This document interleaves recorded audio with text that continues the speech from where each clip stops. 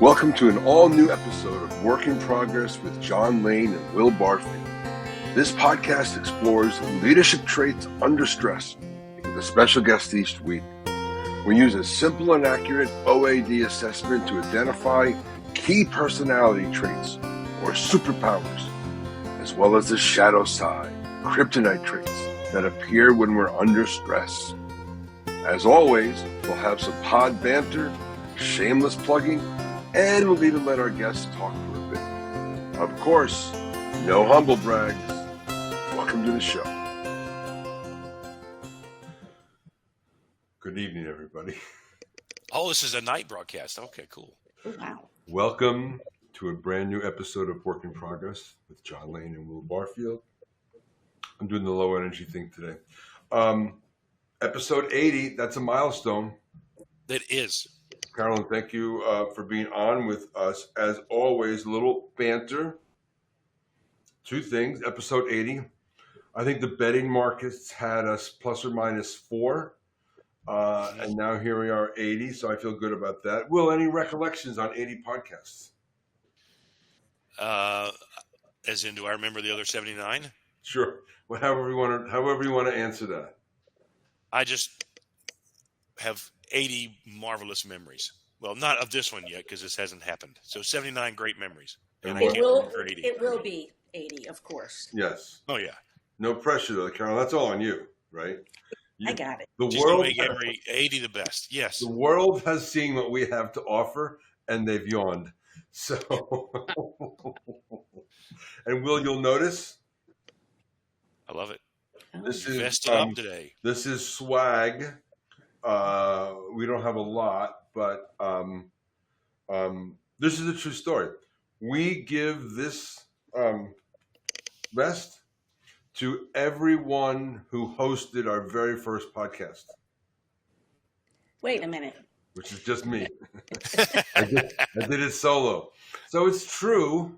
I don't know why I said that, but we got this when we sponsored the CED Venture Connect last year, right? This year in March. This year. Okay, let's break fourth wall for a second, Will.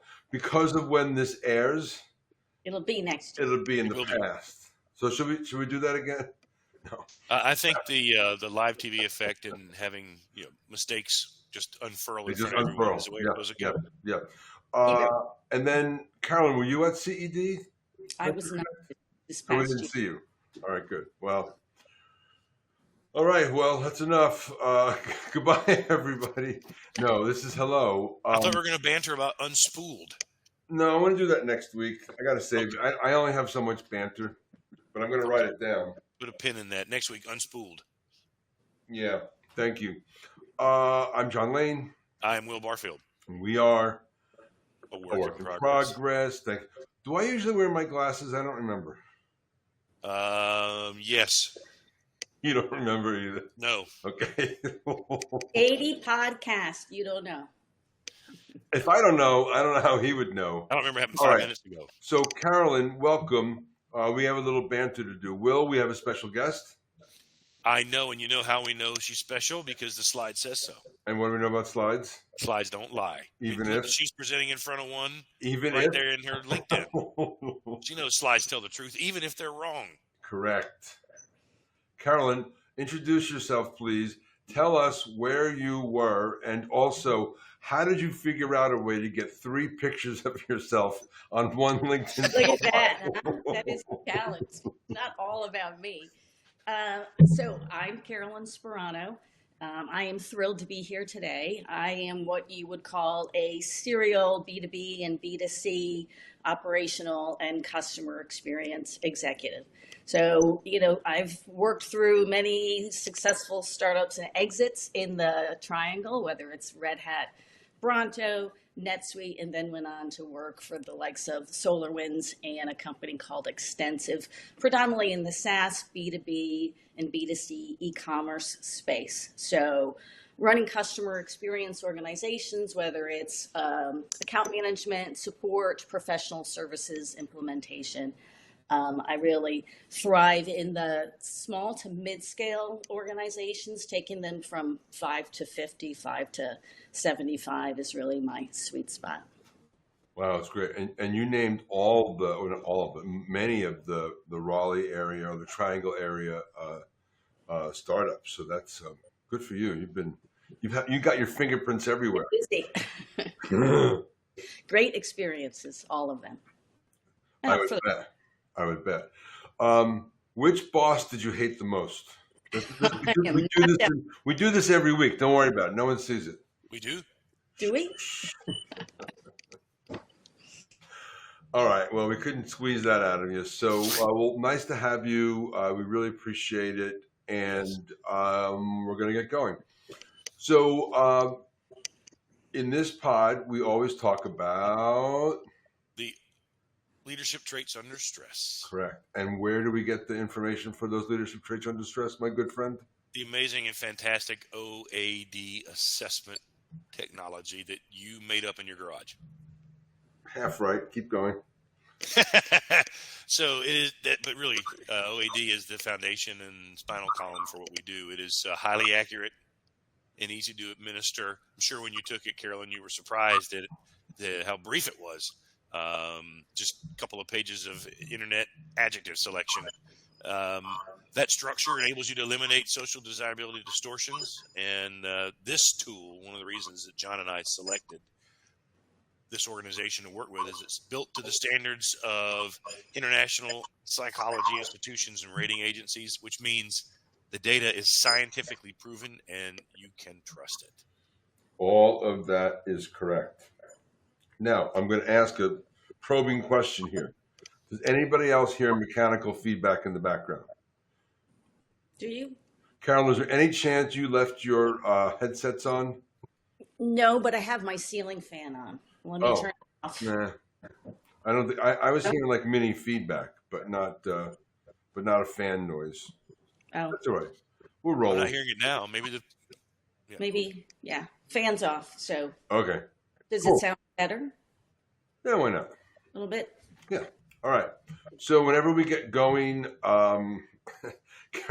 we don't have a production company, Carol, but we have a fake one, and we call it Slipshod Productions. So if you don't care, we don't care.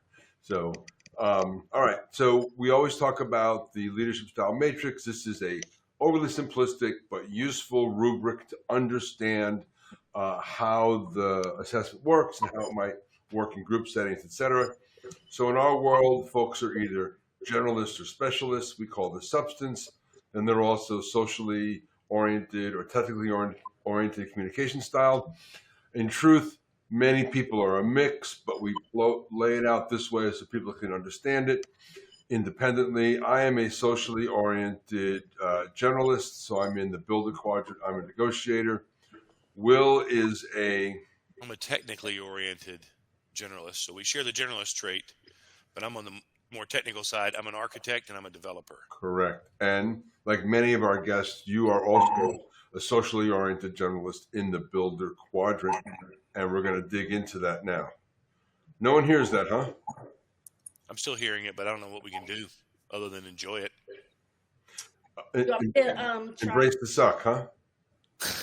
You want me to try putting my headset back on and see if that makes it go We're away? good. Okay. All right. So Carolyn, in our world, you are a socially oriented builder. Unlike me, you're a pathfinder as opposed to a negotiator. And pathfinders yours is kind of a classic pattern here. We look at your assertiveness, extroversion, patience, and detail orientation. What we see here is a very assertive, very extroverted, very impatient person. And then we have this little D come back here like it does here. What that tells us is that you're going to be a little bit more analytical than the typical builder. And then Will has a question to ask you. Yes. How does it feel, Carolyn, to have yourself reduced to a two-dimensional table for analysis? I stared at this when I got the results back for some period of time to figure out what it meant. And, as you said earlier, the survey was so quick and easy and the results were like scarily dead on. And so when I read what this means, it describes me almost to a T. I mean, it's scary. Yeah, it's surprising. You don't think that brevity can lead to that kind of accuracy, but actually the brevity leads to greater accuracy because you're not overthinking the answers and you're not trying to figure out what is the test looking for? What does it want me to say, or what's more acceptable? You're just picking words. So it leads to great accuracy, and that really is a pretty aggressively coming back D. So for those things that matter a lot to you, Carolyn, you paid very, very close attention. John's right. Very analytical for a builder. Yeah. And Will, I'm pretty sure it's your headset. Oh, you think it's me? Yeah. Can you unplug and plug it back in? Oh, it was Carolyn, say something. Hi. Okay, I don't hear it. Well, yes, I still do. And maybe it's not. It's got to be Will. Can't be me. Can't be Will. Can't be you. You're a guest. I am. Yes. All right. Plugged. It's not you, Will. You're supposed to solve this. I'll take it out in post. Okay. All right, good. Okay, so then let's go dig in a little bit.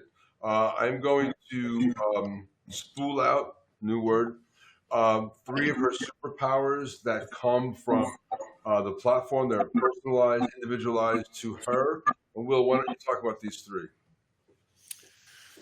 So these are a result of your input, Carolyn. They're unique to you. Superpowers of these 3, as you read them and studied them, is there one that really stands out as most accurate, or that you've heard a lot from others as they've described you? I would say the second one. There's no doubt I am assertive, and I can lead with confidence. And I am pretty thoughtful about understanding risk and managing through them. And to your point earlier, because my D is a little higher, the details matter. So, they're all there, but the second one stands out to me the most. Love it. Well, and with your history with startups, you've got to be a little risk friendly, or you can't handle it. It makes them harder, yeah, for sure. Kryptonite. So, this is about leadership traits under stress. Stress happens in the workplace, happens in other places. Your superpowers invert, become kryptonite. Which one of these maybe speaks to you the most, or you've felt frequently, or experienced in your different settings? Yeah, I would say the third one. So, I have to be able to see where I'm going and drive towards a vision. And when things are too abstract and vague, I struggle with getting there. So I do know how to get from A to Z. If I can see a vision of where Z will take me, I can execute against that. But when it's just too vague or too far out, it gets harder. Well, understood. So in the leadership lessons applied slide here, Carolyn, what we want to talk about is the superpowers and kryptonite that we just kind of studied and reviewed, and how you can take the information we reviewed today and the learnings from going through this process and apply that to what you're doing professionally, personally, where you're headed, current career goals. How do you maximize the knowledge that we've distilled here for you and utilize it? Got it. Is that the question? That's a very long-winded question. Yes. John's going to love that. Look how happy that was one of his shorter ones, Carolyn. Is there a question, Senator? I'm going to message you how I feel about you right now in the chat. Oh, I know how you feel about me right now. So yes, that was the question.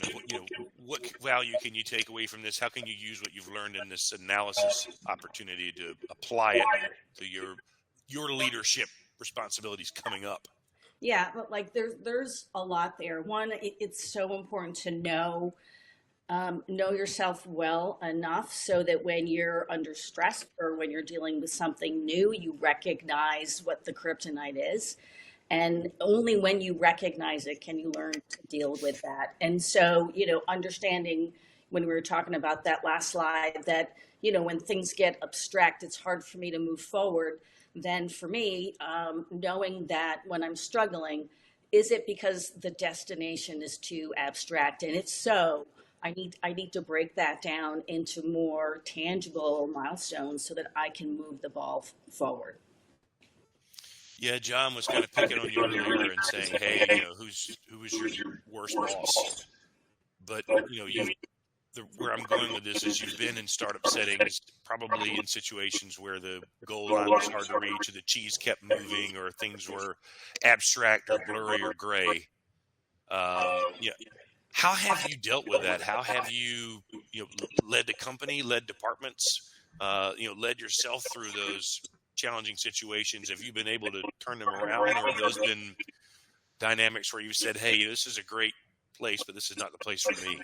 No, I think back, I was at a company called Bronto for 12 years, and over those 12 years, that destination changed. And so, part of it is if and when, you're in an environment where the destination's changing. For me, I need to understand why it's changing and where we're going in order to get behind. When I can rally behind something, like I am all in, like I'm confident, I'm assertive, I know where to go. And so, there's been multiple situations where the goal line has changed. And it just in the beginning, it's just stressful because I just I don't get it, right? And that goes back to, you can be in that catabolic state where you just are reacting to pressure, and you need to understand where you're in and what you need to do to get to the anabolic state, which is, I see it, I know where to go, and I know how to get there. I have had that in almost every situation I've been in, right? Like the vision changes because the market's changed or the team's changed. You have less people to work with. Maybe you've had to let people go, or market dynamics. Your ICP is not what you thought it was, and you've got to zig and you've got to zag, and so the sooner I can understand it, then I can get my teams to rally behind that. If people don't understand the reason for change, they're going to naturally go back to the motion that they've always done. And so it's my job as a leader to really understand that and then rally my troops behind that to make that new vision a reality so that they can get their jobs done. Or organizations that are post-sales and customer success, and they do the same motion day in and day out. I'm in tech support. I answer the phone. I solve a problem. I help a customer. And that's a big ocean of motion to move. And so you can't just, when the vision changes, you just can't drop a pebble in that ocean and think you're going to change the motion. You've got to build a new vision and day in and day out, manage that change and measure that change to make sure that it's actually happening and that the team understands and rallies behind that. Yeah, and we do a lot of work in the leading teams through change environment, and based on where they are in their quadrants and also deeper in their actual assessment, people look at change differently. Like I, probably more than you, just because the way stuff lay out, but I'm like a people pleaser. So when I'm in a WIP environment and my boss wants us to change, I'm like, let's change, right? Because I'm kind of a top-down, skim across the top guy, not a specialist, right? But if you're a specialist and you've been building a process that works for a number of years, and then boss comes in and says, we got to change this, you're going to want to know why, and you're going to want to know what we're changing to, as just a couple of examples. So I think it's really smart that you recognize in yourself how you approach change, and then how you spill that down into the rest of the team.